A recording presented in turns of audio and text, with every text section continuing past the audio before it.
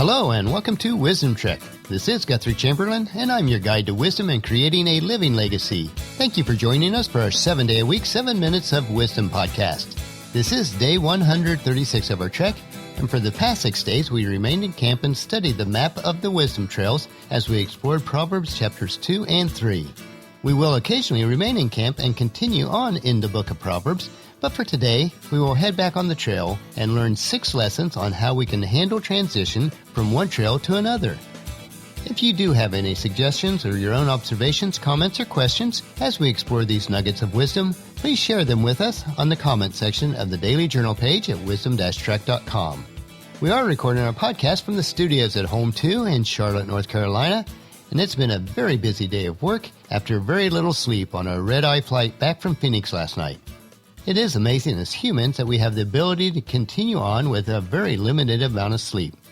We do hope to be re-energized before heading to Ohio on Friday for our grandson Gideon's 6th birthday celebration on Sunday. It will be a very quick trip up and back this weekend before heading back up again the following weekend. Life is very full, but we are enjoying the journey. And as we head out on our trek today, we soon come to a split in the trail and we find it difficult which would be the best path to take. One leads upwards through sparse growth, but probably leads to a beautiful view at the summit. The other trail leads us downward into the valley where there is lush growth and a river flowing through it. Oh my, which trail should we take? Most of the time, our decisions will not be one of choosing a good trail over a bad trail, but which path to take when both seem equally attractive in their own way. When we come to a split in the trails of life, those transition points, how do we make the most of the decisions that we do choose? Today we want to look at 6 reflection points for life's transitions. Major life's transitions, such as moving to a new city, becoming a parent, or deciding to retire, can be a very exciting and invigorating part of life if we view it in that manner. Yet transitions, even happy ones, can also be stressful and bring up mixed feelings for us. For most of us, change brings uncertainty and a certain measure of fear. This is natural, but we cannot allow fear to prevent us from moving forward. Moving from a rural community or farm into a big city with its excitement and challenges can be a bit overbearing. The first few weeks after the move is usually much more difficult than anticipated. In a similar way, no matter how exciting getting pregnant or having a child is, the magnitude of this life transition can be overwhelming. Although I don't plan on retiring anytime soon myself, and it actually could be many years, the thought of not working the majority of my time will certainly be a transition for me when it does arrive. The best way to prepare for the major transitions is to take some time for self-reflection. Use the following trail guide for 6 ways to help you to embrace change and make the most of your new life's trails.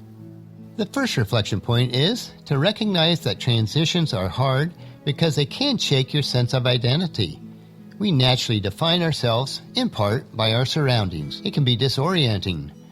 Getting married, for instance, changes your identity from a single person to a spouse. And if you're a woman, having a child changes your sense of identity from a wife or daughter to now include being a mother. A new job changes your identity or role at work. For example, it is exciting to get a promotion at work, but this new position has more responsibility.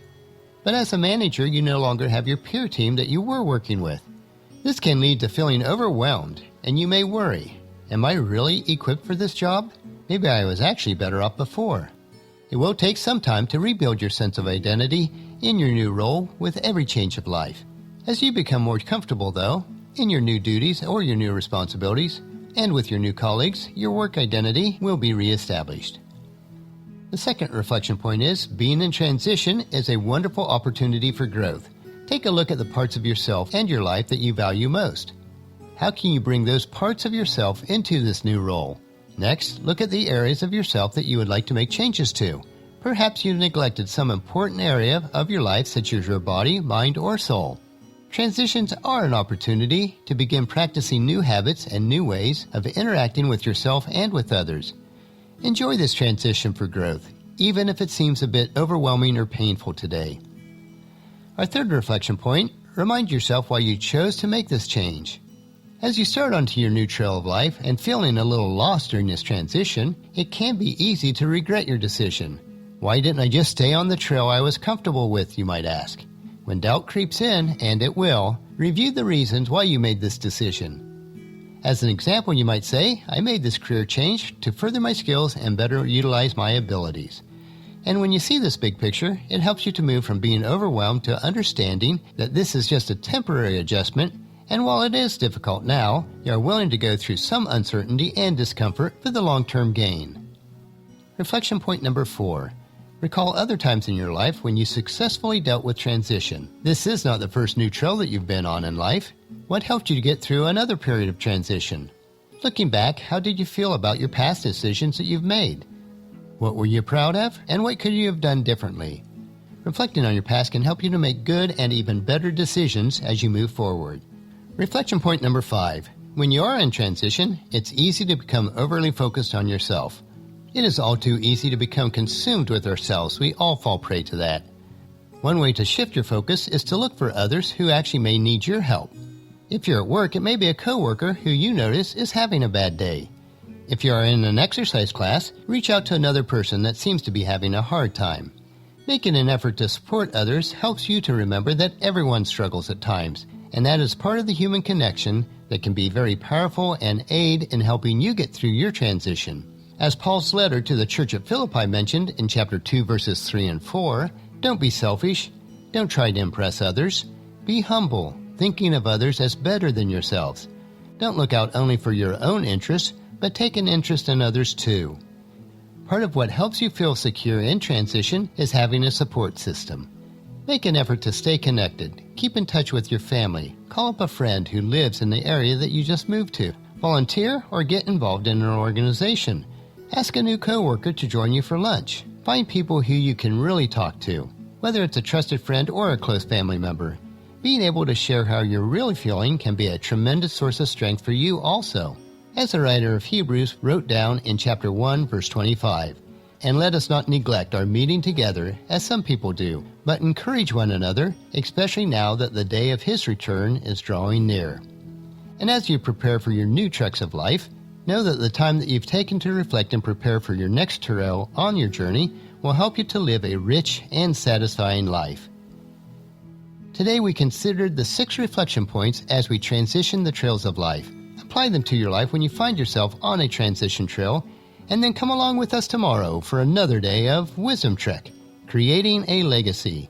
And tomorrow we will travel the trail of opportunity. That will finish our podcast for today. Remember to listen to your daily dose of wisdom at wisdom-trek.com, or you can subscribe at iTunes, Stitcher, SoundCloud, Spreaker, or YouTube. And if you subscribe, the episodes will be downloaded to you automatically each day.